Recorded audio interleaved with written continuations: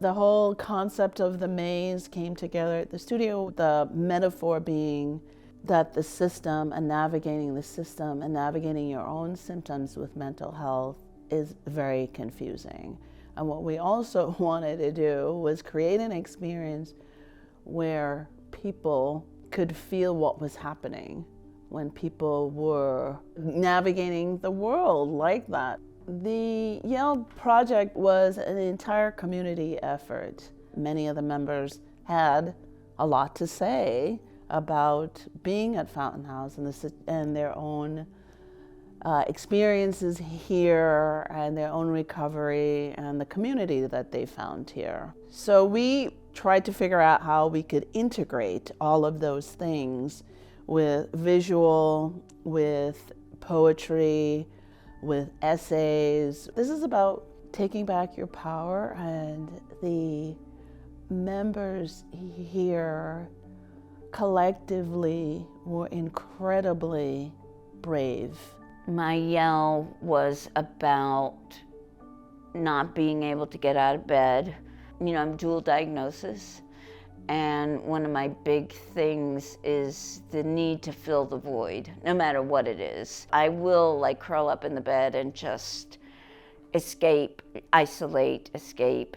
That's why Fountain House is really, you know, especially the studio and the gallery, has really, you know, been a lifesaver for me. I have to say, when I first heard about the Yell Project, I had some mixed emotions. I grew up in a very violent household and with a lot of yelling. I associate yelling with anger, and I felt like it was people losing control.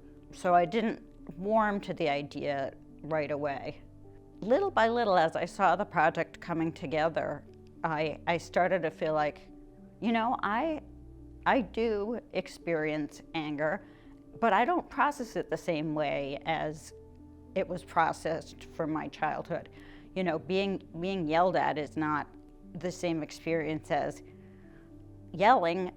I yell through my artwork.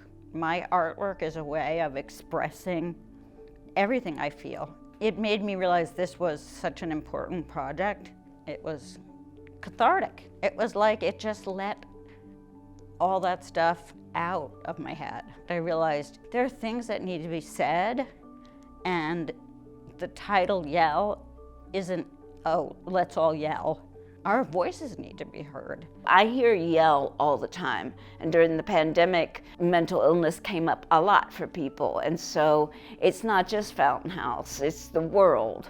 And I'm glad that we're putting this out. I think a lot of people will relate to it. I didn't think people would want to look at angry art, but I realized that the art isn't necessarily angry. It is an expression of the outrage.